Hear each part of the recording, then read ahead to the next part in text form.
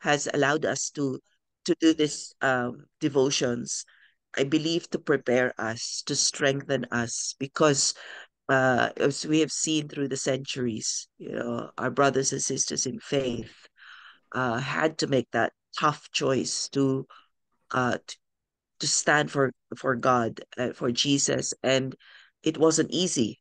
Um, they were persecuted, and I believe God is allowing us to journey through this year to strengthen our faith, to know that it's our what we've chosen to do, or what we are choosing to do in a world that is getting worse and worse. Uh, we are in good company, in that sense, that those who have truly gone before us have are showing the way that it is possible to stand.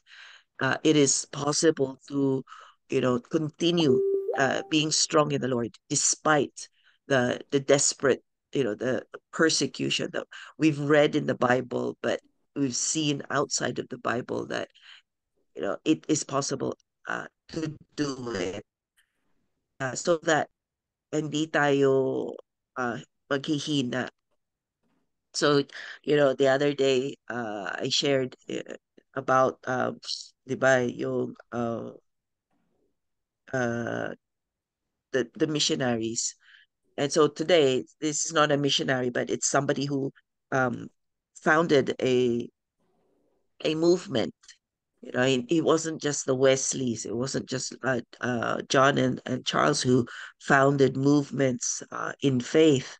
But throughout Christian history, there's that fluidity of people fighting against religiosity, fighting against man's interpretation of faith, trying to live out Christianity, following Jesus, uh, you know, diligently, according to the Bible, against the way that the religion has tried to overcome. So, in the same way, may again today, may this encourage us, may this inspire us to remember.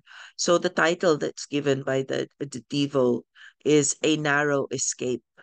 And then he had no idea what he was starting. And then again, while I was looking at this, binalik ako na naman sa verse that I added the other day when I was reading about the missionaries. And it's John 15, ko pala na start, sorry. And uh, John 15:16, yung first part of it, that you did not choose me. Sabi ni Jesus, I chose you and sent you out to produce fruit, the kind of fruit that will last. We have to really uh, eat this word, remind ourselves that we are existing at such a time as this because God planned it. We are not an accident, we God we are alive today because God has a purpose for us. And what we do today, what we how we live our lives, we are planting seeds. We are planting seeds of faith into the lives of people. God will use us, or is using us already, to uh lay out something that is going to be hopefully eternal. We are God is allowing us to be part of something that is eternal in the lives of people around us. And again, like the other day, diba, our prayers was, we must think generationally, intergenerationally. We must not just think of our generation, but I believe our faith is strong because of those who have gone before us, who have laid the path. And so we must pray that we too will leave a legacy that will help those who come after us in our generation and in the future generations. So Peter Baldo was, I believe, a man such as that, who left a legacy, uh, and his legacy was that he was from a wealthy background. He was a wealthy 12th century merchant. In his life, he was. uh, affluent. He had everything. But when he became a Christian, his perspective changed. So it says here he was a wealthy 12th century merchant from Lyon, which is in France, and it was at that time an important center of the silk industry. That affected. He was a businessman that affected the world because silk was used for a lot of things for household as well as clothes. So yumaman siya doon. But as I said, when he became a Christian, he read the word of God, and he took Mark 10:21 literally. And ito yung sinabi sa Mark 10:21, "Go and sell all you have and give the money to the poor, and you will have treasure in heaven. Then come, follow me."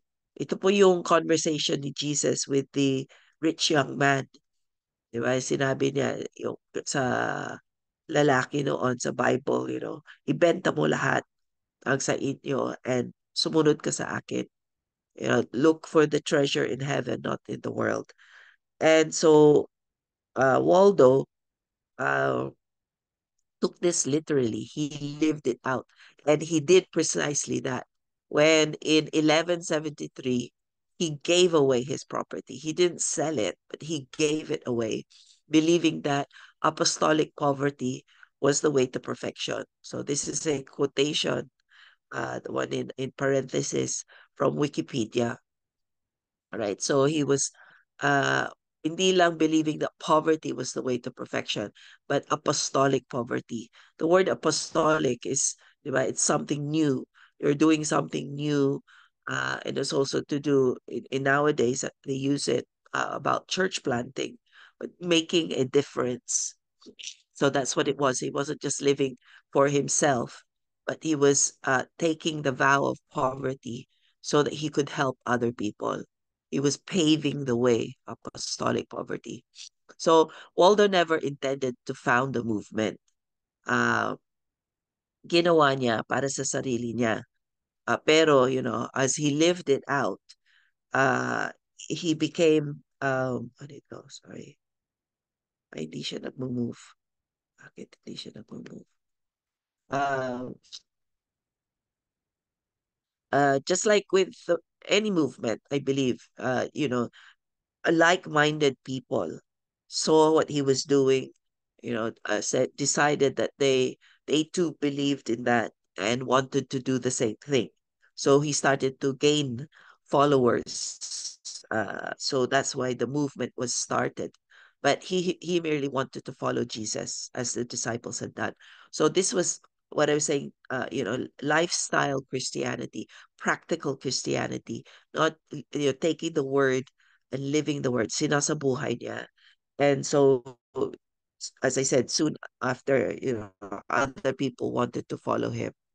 And so the Corps of Lions, of Leons, uh, was born. That was the name, that was the original name of the group, the movement. And they continue to focus on Christ's poverty, that di ba sabi sa Philippians where Jesus left his riches, his throne in heaven, and he made himself obedient unto death. He became poor so that we can become rich. And so his followers, all those followers became known the poor of Leons, and they were trained up and were sent out again biblically, two by two, to go out and preach and teach the Bible. So literally they took the example of Christ's disciples and lived it out. And so although in order for to make it easier for them, doable, livable, he had sections of the scriptures translated into the local dialect to use in their preaching. So again, nakikita natin he was God had given him that creativity, that wisdom, that the best way to reach the local people, wherever they were, they had to immerse themselves into the locality. So nakikita natin there was a heart, apostolic poverty, but there was also a heart to do the Great Commission. But as we've seen in the past devotions, the leading religion, the Roman Catholic Church, was feeling threatened. Hindi nila gusto itong lifestyle Christianity. And it was a ministry of lay people. And so they started to condemn them as heretics. Binabasa ko din yun, that the reason why the the Catholic Church was angry, it wasn't so much that they were apostolic, living out the apostolic poverty, but it was because uh, they were not relying on on the bishops, on the priests. They lived literally being led by the Spirit, being, even as lay people, that na pinapakita kaya itong ministry to amongst the lay people. It's not to be uh, person-centered, as in yung mga priests, mga bishops, but on Christ-centered, that he could use anyone else. So in the end, they were condemned as heretics. But the poor of Lyons continued in the midst of persecution. They fled. They fled away from Lyons, and they got spread. There was that diaspora. Again, this reminds us of what happened in the book of Acts. Diba? As the disciples were being persecuted in Jerusalem, spread out, just like what Jesus said. My spirit will come upon you, and you will be my disciples in Jerusalem, Judea, Samaria, and to the ends of the earth. And yun po yung nangyari sa kanila. They fled from Languedoc in southern France, and then they started to spread across the mountains or the Alps to Lombardy in northern Italy. Let me just remove this. And it wasn't easy. Literally, physically, it wasn't easy because bundok-bundok. Pero in the same way, spiritually, they they had to, they had to endure the suffering of persecution kahit saan sila pumunta, because, 'di ba? Yun po yun eh. It wasn't something new. Whenever a group of people want to stand for the truth of Jesus Christ and to live out the word, they will be persecuted. They have been persecuted. And yun po yung lesson for us today. We should not be surprised that as sinasabuhay natin ng pananampalataya natin, we want to live by God's truth and righteousness. Expect the suffering, because that's what happened to our brothers and sisters in the Bible and also throughout Christian history. So, yun po yung nangyari sa kanila. But instead of dying out, lumago sila. And even after namatay na si Waldo, the the Cour of Leons, and later they were called the Waldensians, palitan yung name nila, continued to flourish. They weren't a great movement, but the number that they had continued to pass on. So a century later, 100 years later, they still existed, and even though they originated in France, they were now spread onto Germany. There, they were still experiencing intense persecution. But nakikita po natin, di ba, when people are under persecution, they flourish. Yun po yung nangyayari sa China, sa Iran today. I believe that the more people are persecuted, the more intense na umiinit ang pananampalataya. And I believe that's why the problem is happening in Europe and in the States ngayon. So much heresy, so much untruth is being experienced in mainstream denominations because they have lived in parenthesis, in freedom, too much freedom, instead of uh, being under persecution. But I believe na ngayon, when the remnant, tayo and those in the States are standing for what is true, at iinit ang persecution sa atin, sa kanila, lalago at lalago ang Christianity once again. And so yun po, yun ang nangyari 1689. By the 17th century, the Waldensians, as they were subsequently called, began what has come to be known as their glorious return. So again, in a way, history repeats itself. In the Bible, nakita natin yan, that the Jews, having been dispersed, started to come back to Israel. Ganun din, the movements, there's always that cycle. So the Waldensians, even though they were in Germany, they spread out. They felt a calling. Bumalik sila to where they had began. So they returned to the mountains, to the Alps of northern Italy, which had become their adopted homeland. So bumalik sila. And then during the same period, another group of believers called French Huguenots. They were Calvinists, they were Protestants, and they were being persecuted by the Catholics also for their faith, for how they were living out their faith. So nakikita natin, there were groups of different Christian movements or Christian denominations, but because they were all living for the truth and righteousness of the Lord, they were also facing persecution. So again, mga kapatid, let us not fear persecution, but rather praise the Lord that we are counted worthy to be persecuted for our faith. Ta, you know, ta, Kailangan alamin natin, are we being persecuted for the right thing? Are we being persecuted because we are standing for truth and righteousness? And if we are, then praise the Lord. Because, nakikita ng mga tao at ayaw ng kaaway, and that's why he's causing humans to persecute us. Diba? So the Huguenots were also fleeing their country there was that uh, parang call of the Lord, calling people of different denominations, but bringing them all to the mountains of Italy. And high in the mountains, that small group of Waldensian officers, together with their soldiers, made a solemn pact called the Covenant of Sibod. But you can see they were Christians, but they became soldiers in that sense that they saw that they were not to be, ano yun, lulunukin lang yung pananampalataya nila as lay people. But they became trained. They trained them up to be spiritually as well as physically people who would stand for their faith, to laban in Tagalog. And so they made this pact that to show how serious they were of their faith and how serious they were that they would stand for their faith. So ito po yun. Ito yung word for word, their pact, their covenant.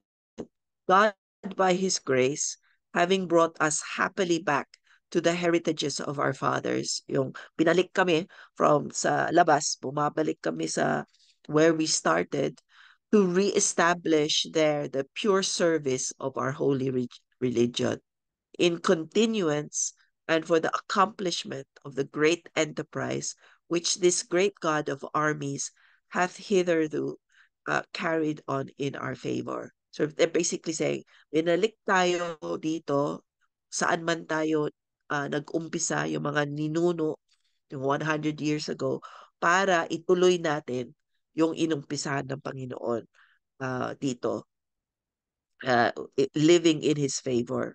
Nakita niyo yon, kahit napapersecute sila, nakikita pa rin nila yung kamay ng Panginoon. Hindi nila inisip that iniwan sila sa ere, but that the favor of the Lord was still upon them despite the persecutions. So sabi nila, we as pastors, as captains and other officers, swear and promise before the living God and on the life of our souls to keep union and order among ourselves. So ito, they said, despite all the hardships that haharapin natin, ikikip natin yung unity of faith. And makikita natin na important that there should be order within our faith. Diba? Kasi God is a God of order. when people will be destroyed by the lack of order, the lack of knowledge. So nakikita nila there was this strategy that nakikita nila, pero nakita nila that they were also God's army, that they had to, there was positioning in order to keep that order. And sabi nila that we must guard against separation and disunity amongst ourselves. While alam nila that God shall preserve us in life, and if we should be reduced even to three or four in number, ito yung buhay natin. Sabi nila, we will live it out even unto death, until the very end. So yun po yung desire nila. And then tinuloy nila. And we soldiers promise and swear this day before God to be obedient to the orders of our officers and to continue faithful to them even to the last drop of our blood. So it wasn't just an organization, just like, if you've heard of the Salvation Army.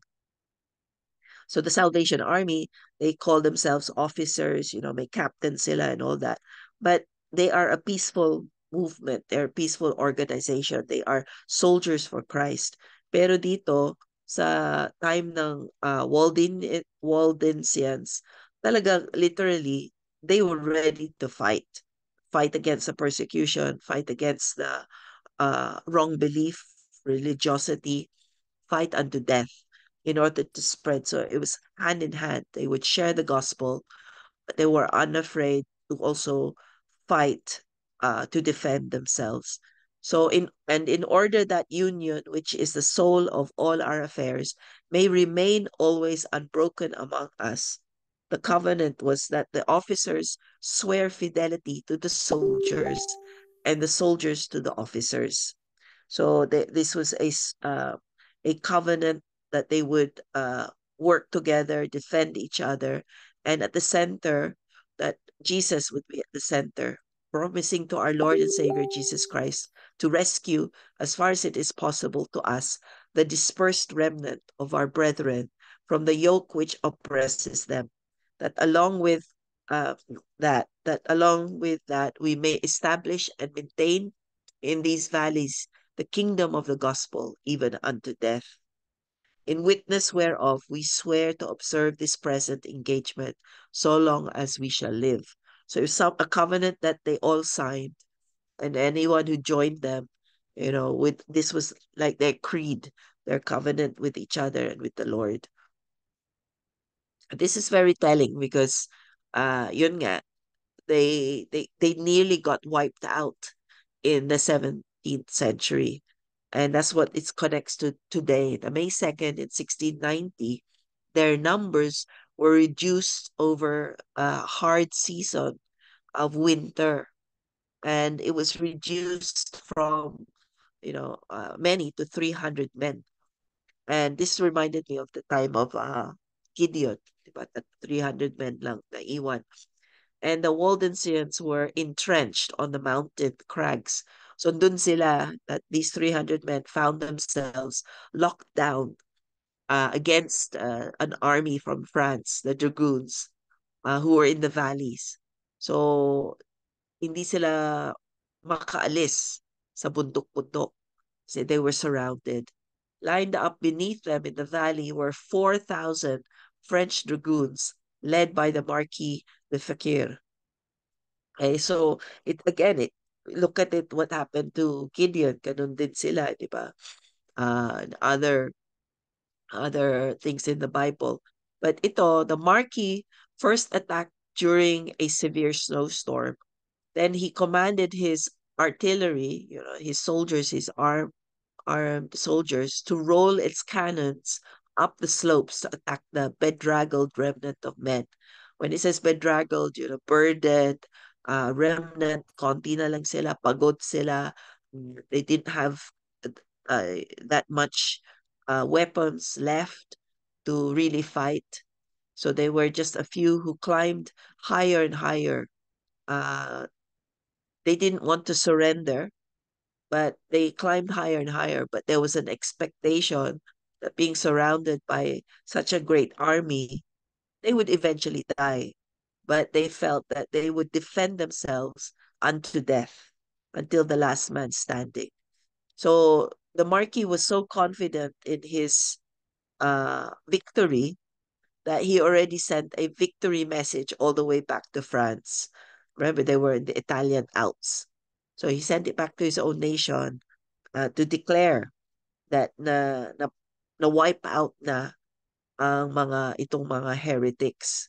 But how often do we know that God is the God of the impossibilities, the God of miracles? And he once again showed up. This was the favor that they had been expecting. And so I just want to read, when I was reading this, I was thinking of again what happened. God, the God of the Bible is the God of today. And whenever we read of miracles in the Bible, he can do it. He does it again and again. This is what happened, di ba? When the Israelites left Egypt and the Egyptians were chasing after them. They were surrounded, and they could go nowhere else because instead of the mountains, they had the Red Sea. And so they felt, there was no way out. But look what happened. The angel of God had been leading the army of the Israelites. Now he moved and he went behind them. The pillar of cloud moved and it stood behind the army of Israel. Verse 20, it stood between the Egyptian army and the Israelite army. During the whole night, the Egyptians were in the dark because of the cloud, but the cloud gave light to the Israelites. So the two armies did not come near to each other during the whole night. And during the whole night, God parted the Red Sea and they were able to cross over. And why is this so relevant? Because he did something similar for the 300 Waldensians. They were surrounded by the French army, the dragoons, and they had nowhere to go. Uh, but look what happened. History shows a thick fog, right? A thick cloud surrounded the Waldensians, allowing them to escape off the mountaintop during the night. Isn't that amazing? They were saved by God's hand, just like the Israelites had been in the time of Moses. So that was in the 17th century. What has happened to them until now, the 21st century? Their reach, even though they're still small, they're not that well known, their reach has spread to both North and South America, affiliating with various denominations, both Catholic and Protestant. So that was their impact. They're still within Europe, but lumago at lumaya, nag-spread out sila. And instead of being persecuted by the Catholics, they've affiliated with Catholics as well as Protestant denominations. And that includes the Methodists. The Waldensian Church later united with the Methodists and still exists today. And so dinagdag ko yung research sa Wikipedia. This happened in the year 1975. So their affiliation with the Methodist Church wasn't until the 20th century, where they merged with the Methodist Evangelical Church. So it's a different denomination from the UMC, but it was a Methodist Evangelical Church, and they formed the Union of Methodist and Waldensian Churches. The majority of that union were the Waldensians, with a minority of Methodists in the mix. So again, the another verse for us to think of as it was given in the devotion is, "This I declare of the Lord: He alone is my refuge, my place of safety. He is my God, and I am trusting Him." That's so relevant sa time ni David, the time of the psalmists, and the time of the Waldensians, and our time. We can declare this of the Lord, that He is our refuge and our place of safety. That in this time of uncertainty of the world is uncertain, but we can be certain that the same God of yesterday is the same God of today. He's still our refuge, He is our safety, and we can trust in Him. So a reflection is given that, have you personally And also as a church, as a denomination, have we experienced God's intervention in our lives? Think of it. Sometimes we are in danger of forgetting or taking for granted yung kamay ng Panginoon, yung kilos ng Panginoon sa buhay natin. But at such a time as this, we need to guard our memories and keep that experiences, share, testify, because we don't know how our lives will impact and influence other people, inspire. So we need to remember and share, be bold to proclaim God's hand in our lives. In the case of the Waldensians, God did protect the final 300 men, but chose not to preserve those who died earlier in the winter. But sabi niya dito, we should pray for God's protection, God's leading, realizing that in some cases, He protects His children by taking them to be with Himself. So even in healing of the sick, sometimes, di ba, the perspective of the world is, nagpray naman tayo, bakit hindi ka pinagaling ng Panginoon? But we have to remember, God's ways are higher than our ways. And but His promise is He will never leave us. He will never forsake us. And ultimately, even in death, we are still in the win-win situation, because those who believe in the Lord have the promise of eternal life with the Lord. So yan po ang thought for today. Uh, and I pray that, we think about how the Waldensians lived their lives, and hopefully nakikita natin din similarity sa buhay natin, and that we can live in the same way as a community of believers. So thank you po. Balik ko na po kay Phoebe. Thank you for letting me share. Thank you po, Ate Vida, for sharing the devotion today. Ang galing talaga ni Lord. So, reminding us that even yung song natin kanina, hindi kami nag-usap ni Ate Vida. Diba? He is our strong foundation, the rock on which we stand. He will never fail us. So, amidst the persecutions, the Lord is with us. Amidst our personal problems na dinadaanan ngayon, He will not fail us. So, since we are done with our prayer blast po, may request po ba kayong Ate Vida, to do the closing prayer?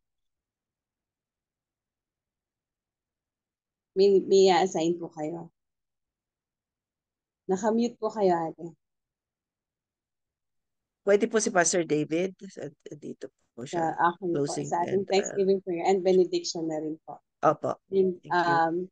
before we do that, our Thanksgiving, anyone po na meron pang prayer requests, and also baka may nag-celebrate ng mga birthdays today or anniversary, wedding anniversary, para maisama din po natin sa ating Thanksgiving prayer.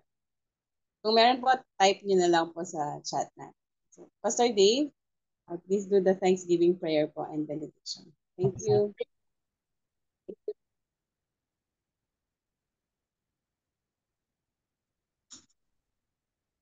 Tapos ka na? Ay po ay manalangin.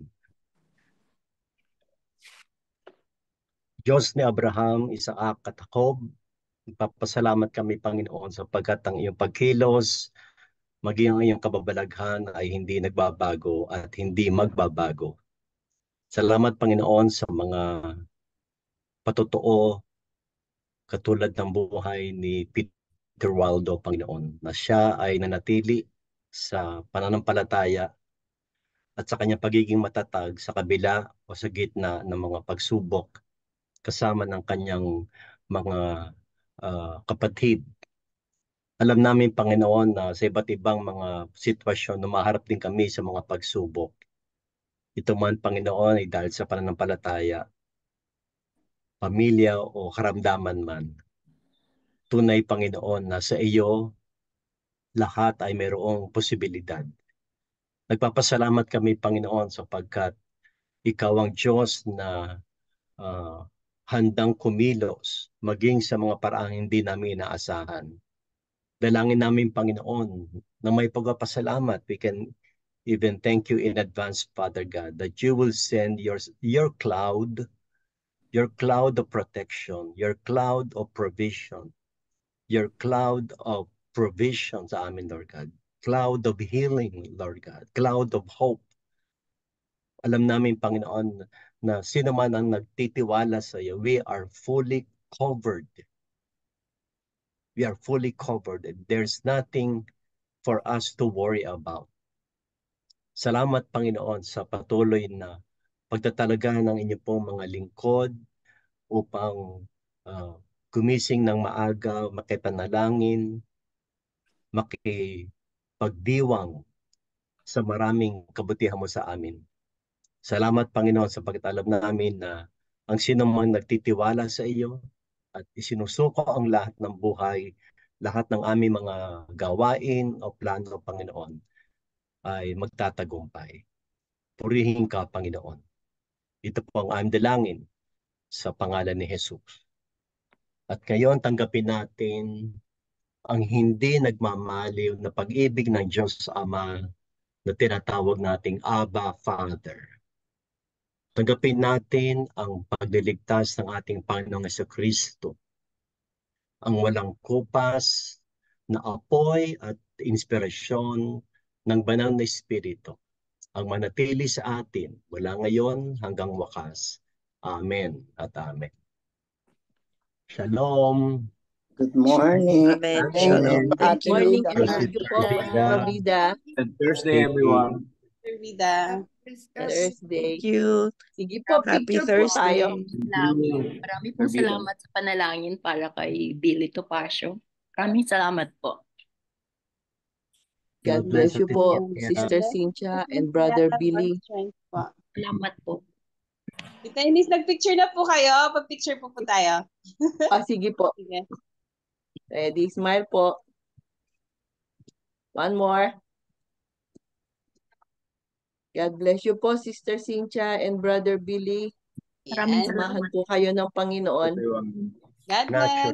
Again. God bless Thank po. you. Shalom. God bless everyone. See you tomorrow. See you tomorrow po. Bye.